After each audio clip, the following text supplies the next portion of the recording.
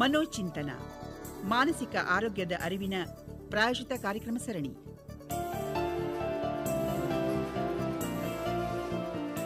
ಕಾರ್ಯಕ್ರಮದ ಪ್ರಾಯೋಜಕರು ಕರ್ನಾಟಕ ರಾಜ್ಯ ಮಾನಸಿಕ ಆರೋಗ್ಯ ಪ್ರಾಧಿಕಾರ. ಮನೋಚಿಂತನ ಪ್ರಾಯೋಜಿತ ಸರಣಿ ಕಾರ್ಯಕ್ರಮಕ್ಕೆ ಆತ್ಮೀಯವಾದ ಸ್ವಾಗತ. ಇಂದಿನ ಕಾರ್ಯಕ್ರಮದಲ್ಲಿ ನಮ್ಮ ಜೊತೆಗಿದ್ದಾರೆ ಡಾಕ್ಟರ್ ರಜನಿ ಪಿ ಅವರು, ಉಪನಿರ್ದೇಶಕರು, ಮಾನಸಿಕ ಆರೋಗ್ಯ ವಿಭಾಗ, ಆರೋಗ್ಯ ಮತ್ತು ಕುಟುಂಬ ಕಲ್ಯಾಣ ಇಲಾಖೆ.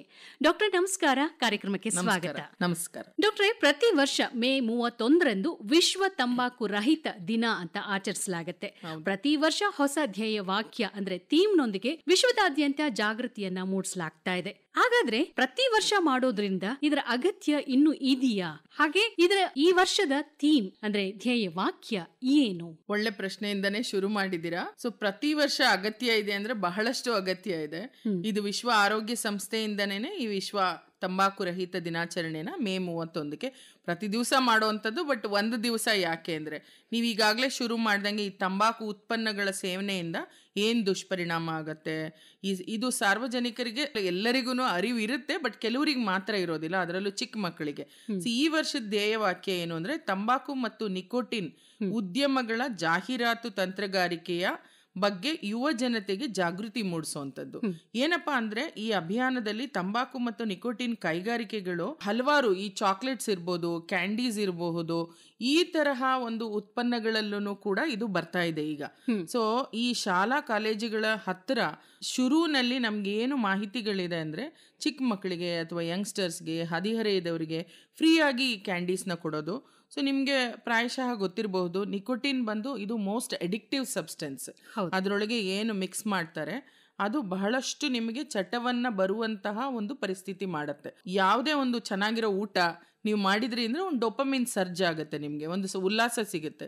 ಸೊ ಈ ನಿಕೋಟಿನ್ ನಲ್ಲೂ ಕೂಡ ಆ ತರಹ ಒಂದು ಚಟ ಆಗುವಂತಹ ಪರಿಸ್ಥಿತಿ. ಮುಖ್ಯವಾಗಿ ಧ್ಯೇಯವಾಕ್ಯ ನೀವು ಗಮನಿಸಿದ್ರೆ, ಈ ಯಾವ್ಯಾವ ರೀತಿಯಾದ ತಂತ್ರಗಾರಿಕೆನ, ಯಾವ ರೀತಿ ಯುವಕರನ್ನ ಅಟ್ರಾಕ್ಟ್ ಮಾಡ್ಲಿಕ್ಕೆ ಏನೇನು ಉಪಯೋಗಿಸ್ತಿದ್ದಾರೆ ಅದ್ರ ಬಗ್ಗೆ ಮುಖ್ಯವಾಗಿ ಅವೇರ್ನೆಸ್ ಇರಬೇಕು. ಯಾರಾದ್ರೂ ಹತ್ತಿರದಲ್ಲಿ ಬಂದ್ಬಿಟ್ಟು ಏನೋ ಒಂದು ಫ್ರೀ ಆಗಿ ಒಂದು ಚಾಕ್ಲೇಟ್ ಕೊಟ್ರು, ಒಂದು ಕ್ಯಾಂಡಿ ಕೊಟ್ರು ಅಂತ, ಅಥವಾ ಒಂದು ಕಲರ್ಫುಲ್ ಆಗಿರೋ ಒಂದು ಕೇಕ್ ಇರಬಹುದು, ಇದನ್ನೆಲ್ಲ ಕೊಟ್ಟಾಗ ಅದನ್ನ ವಿಮರ್ಶೆ ಮಾಡಿ ನೋಡಿ ಅದನ್ನ ಬಳಕೆ ಮಾಡಬೇಕು. ಇದು ಮುಖ್ಯ. ಹಾಗಾದ್ರೆ ಡಾಕ್ಟ್ರೆ, ಮೊದಲಿಗೆ ಈ ಮಕ್ಕಳನ್ನ ಟಾರ್ಗೆಟ್ ಮಾಡ್ತಿದ್ದಾರೆ ಅನ್ನೋದಾದ್ರೆ, ಮಕ್ಕಳಿಗೆ ಯಾವ ರೀತಿ ಅವೇರ್ನೆಸ್ ನ ಕೊಡಬೇಕು ನಾವು? ಸರ್ಕಾರದ ವತಿಯಿಂದ ಕೋಟ್ಪಾ ಕಾಯ್ದೆ ಅಂತ ಕೂಡ ಇದೆ. ಸೊ ಒಂದು ಶಾಲಾ ಕಾಲೇಜುಗಳು ಅದರ ಹತ್ರದಲ್ಲಿ 100 ಮೀಟರ್ಸ್ ಅಲ್ಲಿ ಯಾರ್ಯಾರು ಅಲ್ಲಿ ಸಿಗರೆಟ್, ತಂಬಾಕು ಮಾರಾಟ ಮಾಡ್ತಿದ್ದಾರೆ ಅದನ್ನ ನಿಷೇಧ ಮಾಡಲಾಗಿದೆ. ಮತ್ತೆ ಪಬ್ಲಿಕ್ ಸ್ಮೋಕಿಂಗ್ ಮಾಡೋ ಹಂಗಿಲ್ಲ. ಯಾವುದೇ ಒಂದು 30ಕ್ಕಿಂತ ಜಾಸ್ತಿ ಸೀಟಿಂಗ್ ಇರುವಂತಹ ಒಂದು ರೆಸ್ಟೋರೆಂಟ್ ಇರಬಹುದು, ಈವನ್ ಏರ್ಪೋರ್ಟ್ಸ್ ಇರಬಹುದು, ಬಸ್ ಸ್ಟ್ಯಾಂಡ್ಸ್ ಇರಬಹುದು, ಬಸ್ ಇರಬಹುದು, ಅಲ್ಲೆಲ್ಲೂ ಸೇದೋ ಹಂಗಿಲ್ಲ. ಈಗ ಒಂದು ದೊಡ್ಡ ರೆಸ್ಟೋರೆಂಟ್ ಇದೆ, ದೊಡ್ಡ ಲಾಡ್ಜ್ ಇದೆ, ಅಲ್ಲಿ ಈ ತರ ಯಾವ ತರಹ ಮಾಡಬೇಕು ಅಂದ್ರೆ, ಅಲ್ಲಿ DSC ಅಂತ ಹೇಳ್ತೀವಿ, ಅಲ್ಲಿ ಸಪರೇಟ್ ಸ್ಮೋಕಿಂಗ್ ಝೋನ್ ಮಾಡಬೇಕು.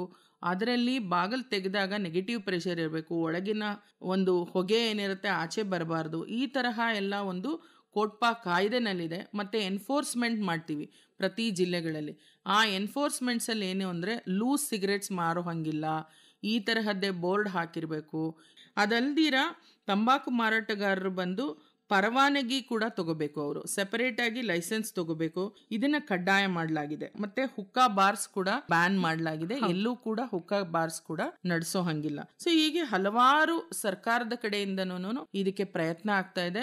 ನನ್ನ ಕಳಕಳಿ ಪ್ರಾರ್ಥನೆ ಅಂದ್ರೆ, ಪೇರೆಂಟ್ಸ್ ಅವರ ಮಕ್ಕಳನ್ನ ಬಹಳಷ್ಟು ನಿಗಾ ವಹಿಸಿ ನೋಡ್ತಾ ಇರಬೇಕಾಗುತ್ತೆ. ಜಾಗತಿಕ ಯುವ ತಂಬಾಕು ಸಮೀಕ್ಷೆ ಅಂತ ಬಂದಿರದೆ. ಇದ್ರ ಪ್ರಕಾರ ಭಾರತದಲ್ಲಿ 8.5% ಯುವಕರು 13ರಿಂದ 15 ವರ್ಷ, ಚಿಕ್ಕ ಮಕ್ಕಳು, ಈ ವಯಸ್ಸಿನವರಲ್ಲೇನೆ ಆಲ್ಮೋಸ್ಟ್ 9% ಮಕ್ಕಳು ಶಾಲಾ ಮಕ್ಕಳು, ಅದರಲ್ಲಿ 9.6% ಹುಡುಗರು, 7.4% ಹುಡುಗಿಯರು ತಂಬಾಕು ಬಳಕೆ ಈಗಾಗಲೇ ಶುರು ಮಾಡ್ತಾ ಇದ್ದಾರೆ, ಅಷ್ಟು ಚಿಕ್ಕ ವಯಸ್ಸಿಗೆ. ಇದರಲ್ಲಿ ಇನ್ನು ಯಂಗ್ಸ್ಟರ್ಸ್ ಅಲ್ಲಿ ನೋಡಿದ್ರೆ 15 ವರ್ಷಕ್ಕಿಂತ ಮೇಲ್ಪಟ್ಟವರಲ್ಲಿ ಆಲ್ಮೋಸ್ಟ್ 12% ಜನ ತಂಬಾಕನ್ನ ಉಪಯೋಗಿಸ್ತಾ ಇದ್ದಾರೆ.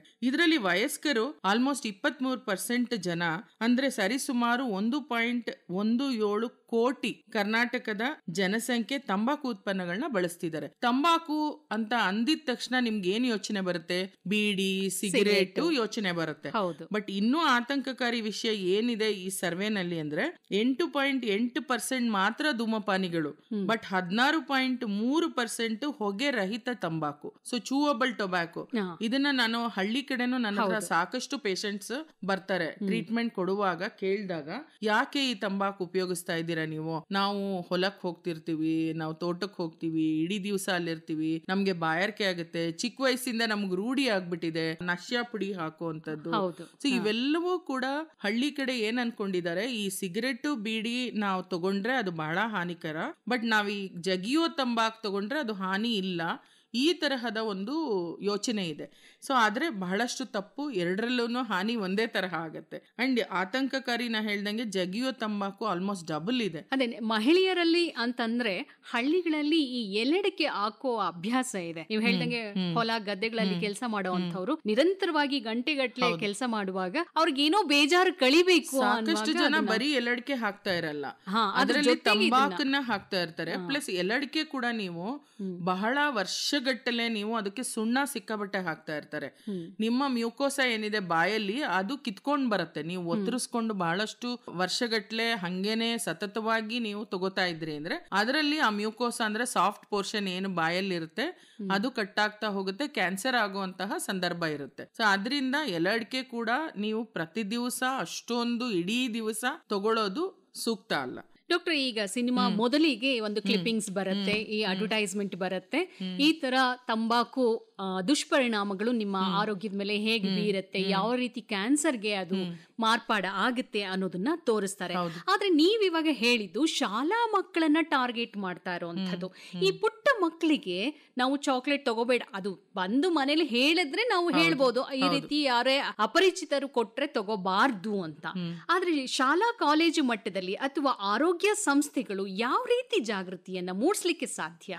ಸೊ ಇದು ಏನ್ ಮಾಡ್ತಿದೀವಿ ಅಂದ್ರೆ ನೀವು ಹೇಳ್ದಂಗೆ ಪ್ರತಿ ವರ್ಷ ಇದು ಡೈನಾಮಿಕ್ ಪ್ರೋಸೆಸ್. ಎಲ್ಲಾ ಜಿಲ್ಲೆನಲ್ಲೂ ನಮ್ಮ ರಾಷ್ಟ್ರೀಯ ತಂಬಾಕು ಆರೋಗ್ಯ ಕಾರ್ಯಕ್ರಮ ಮತ್ತೆ ಮಾನಸಿಕ ಆರೋಗ್ಯ ಕಾರ್ಯಕ್ರಮ, TB ಕಾರ್ಯಕ್ರಮ, ಈ ಎಲ್ಲದರಲ್ಲೂ ಕೂಡ ಶಾಲಾ ಮಕ್ಕಳಿಗೆ, ಟೀಚರ್ಸಿಗೆ ಮತ್ತೆ ಸಮುದಾಯದಲ್ಲಿ ಇದರ ಅರಿವನ್ನ ಮೂಡಿಸ್ತಾ ಇದ್ದೀವಿ. ಇನ್ನು ಜೂನ್ 26 ಕೂಡ international day against drug abuse and illicit trafficking ಅಂತ ಬರುತ್ತೆ. ಇದೇನಾಗುತ್ತೆ, ತಂಬಾಕು ಹಲವಾರು ಸಮಯ ಇದು ಗೇಟ್ ವೇ ಡ್ರಗ್ ಅಷ್ಟೇ, ಫಸ್ಟ್ ಶುರುವಾಗುವಂತದ್ದು. So this opens the gate.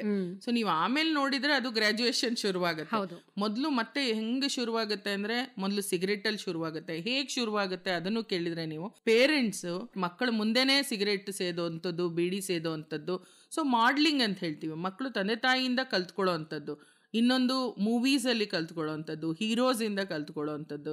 C ಹಿಂಗಾಗತ್ತೆ. ಕ್ಯೂರಿಯಾಸಿಟಿಗೆ ಶುರು ಮಾಡ್ಬೋದು, ಪಿಯರ್ ಪ್ರೆಷರ್, ಮಕ್ಕಳು ಫ್ರೆಂಡ್ಸ್ ಜೊತೆ ಶುರು ಮಾಡಬಹುದು, ಟೆನ್ಷನ್ ಸ್ಟ್ರೆಸ್ಗೆ ಶುರು ಮಾಡಬಹುದು, ಅಥವಾ ಮಾನಸಿಕವಾಗಿ ಖಿನ್ನತೆಯಲ್ಲಿದ್ದಾಗ, ಗಾಬರಿನಲ್ಲಿ, ಈ ತರಹ ಹಲವಾರು ರೀತಿನಲ್ಲಿ ಶುರು ಮಾಡಬಹುದು. ಕೆಲವೊಂದು ಸರಿ ಮೋಜು ಮಸ್ತಿಗಾಗಿ ಶುರು ಆಗುವಂತದ್ದು ವ್ಯಸನಕ್ಕೆ. ಸೊ ಅದು ಒಂದು ಸಿಗರೇಟ್ ಅಥವಾ ಅಲ್ಲಿಂದ ಆಲ್ಕೋಹಾಲ್ಗೆ ಹೋಗುತ್ತೆ, ಮದ್ಯ ವ್ಯಸನಕ್ಕೆ ಶುರುವಾಗುತ್ತೆ. ನೆಕ್ಸ್ಟ್ ಗಾಂಜಾ, ಬ್ರೌನ್ ಶುಗರ್, ಹಲವಾರು ರೀತಿ ಇದೆ. ಸೊ ಟಪೆಂಟಡಾಲ್ ಅಂತ ಹೇಳ್ಬಿಟ್ಟು ಒಂದು ಮಾತ್ರೆ, ಅದನ್ನ ಕರಗಿಸ್ಕೊಂಡು ನೀರಲ್ಲಿ ಹಾಕೊಂಡು ಇಂಜೆಕ್ಷನ್ಸ್ ತಗೊಂಡು ಒಬ್ರಿಂದ ಒಬ್ಬರಿಗೆ ಬಂದು ಅದನ್ನ ಶೇರ್ ಮಾಡುವಂತದ್ದು. ಇದರಿಂದ ಹೆಪಟೈಟಿಸ್ ಕಾಯಿಲೆ ಇರಬಹುದು, ಇನ್ನೂ ಹಲವಾರು ತೀವ್ರವಾದ ಕಾಯಿಲೆಗಳು. ಸೊ ನೀವು ಕೇಳ್ತಿದ್ರಿ ಅಡಿಯಿಂದ ಮುಡಿ ತನಕ ಇದರಲ್ಲಿ ಸಮಸ್ಯೆನೆ. ಸೊ ನೀವು ಹೇರ್ ತಗೋಬಹುದು, ನಿಮ್ಮ ಸ್ಕಿನ್ ಕಲರ್ ತಗೋಬಹುದು, ಅಲ್ಲಿಂದ ಹಿಡಿದು ನಿಮ್ಮ ಲಿವರ್ ಪ್ರಾಬ್ಲಮ್ಮು, ಕಿಡ್ನಿ ಪ್ರಾಬ್ಲಮ್ಮು, ಮಾನಸಿಕ ಅನಾರೋಗ್ಯ, ಮತ್ತು ಕ್ಯಾನ್ಸರ್, TB, ಅದರಿಂದ ಆಗುವಂತಹ ಸಾವು. ಸೊ ಇವೆಲ್ಲವೂ ಬಹಳಷ್ಟು ತೊಂದರೆ ಕೊಡುವಂತಹ ಒಂದು ಪರಿಸ್ಥಿತಿ. ಸೊ ಈ ಅಡಿಕ್ಷನ್ ಫಸ್ಟ್ ಒಂದು ಸಿಗರೇಟ್ ಅಂತ ಶುರು ಮಾಡ್ತಾರೆ, ಆಮೇಲೆ 2, ಆಮೇಲೆ 4, up to 60 cigarettes per day. ಇನ್ ಕೆಲವರಿಗೆ ಒಂದು ತಪ್ಪು ನಂಬಿಕೆ ಇದೆ, ನಾನು ಈ ಸಿಗರೇಟ್ ಸೇದಿದ್ರೆ ನನಗೆ ಜಾಸ್ತಿ ಚುರುಕಾಗಿ ಕೆಲಸ ಮಾಡ್ತೀನಿ, ಸ್ಟ್ರೆಸ್ ರಿಲೀಫ್ ಆಗತ್ತೆ, ಆಮೇಲೆ ನಂದು ಸೆಕ್ಷುವಲ್ ಪರ್ಫಾರ್ಮೆನ್ಸ್ ಜಾಸ್ತಿ ಆಗತ್ತೆ, ಈ ಥರದ್ದೆಲ್ಲ ತಪ್ಪು ನಂಬಿಕೆಗಳಿದೆ. ಬಟ್ ಇದೆಲ್ಲ ಉಲ್ಟಾ. ಸೊ ಆ ನಿಮಿಷಕ್ಕೆ ನಿಮಗೆ ಒಂದು ಕ್ಷಣಿಕ ಉಲ್ಲಾಸ ಸಿಗಬಹುದು, but it is going to control yourself. ಚೆನ್ನಾಗಿರೋರ್ ಶ್ವಾಸಕೋಶ ನೋಡಿದ್ರೆ ನೀವು ಪಿಂಕ್ ಆಗಿರುತ್ತೆ, ಯಾರು ಸಿಗರೇಟ್ ಸೇರ್ತಾರೆ ಅವರ ಶ್ವಾಸಕೋಶಗಳನ್ನ ನೋಡಿದ್ರೆ ಟಾರ್ ತರ ಬ್ಲ್ಯಾಕ್ ಆಗ್ತಾ ಹೋಗುತ್ತೆ. ಆಲ್ವಿಯೋಲ ಏನು ಉಸಿರಾಟಕ್ಕೆ ನಮಗೆ ಸ್ಪಾಂಜಿ ಇರುತ್ತೆ, ಅದು ಕೂಡ ಗಟ್ಟಿ ಆಗ್ಬಿಟ್ಟು ಅವ್ರಿಗೆ ಉಸಿರಾಟದ ತೊಂದರೆಗಳು ಶುರುವಾಗುವಂತ ಸಮಸ್ಯೆ. ಮತ್ತೆ ಇನ್ನೂ ಒಂದು ಏನು ಬಹಳಷ್ಟು ಆತಂಕಕಾರಿ ಅಂದ್ರೆ 10 ಜನ ಮಹಿಳೆಯರಲ್ಲಿ ಹೆಣ್ಣು ಮಕ್ಕಳಲ್ಲಿ ನೋಡಿದ್ರೆ ಒಬ್ರು ಈ ತರಹದ ಒಂದು ವ್ಯಸನಕ್ಕೆ ಒಳಗಾಗ್ತಾ ಇದ್ದಾರೆ. 10 ಜನ ಹುಡುಗರಲ್ಲಿ 2 ವ್ಯಸನಕ್ಕೆ ಒಳಗಾಗ್ತಿದ್ದಾರೆ. ಇನ್ನೂ ಮುಖ್ಯವಾದದ್ದು ಪ್ರೆಗ್ನೆನ್ಸಿ. ಯಾರು ತಾಯಂದಿರು ಪ್ರೆಗ್ನೆನ್ಸಿ ಇರತ್ತೆ, ತಾಯಂದಿರು ಉಪಯೋಗಿಸಿದ್ರೆ ಮಕ್ಕಳು ಹುಟ್ಟೋ ಮಕ್ಕಳಲ್ಲಿ ಲೋ ಬರ್ತ್ ವೆಯ್ಟ್, ಕಡಿಮೆ ತೂಕದ ಮಗು ಹುಟ್ಟೋದು, ಬೇರೆ ಬೇರೆ ಅನಾಮಲೀಸ್ ಇರುವಂತಹ ಮಗು ಹುಟ್ಟೋದು, ಅಷ್ಟು ಆರೋಗ್ಯವಂತ ಮಗು ಹುಟ್ಟೋದಿಲ್ಲ.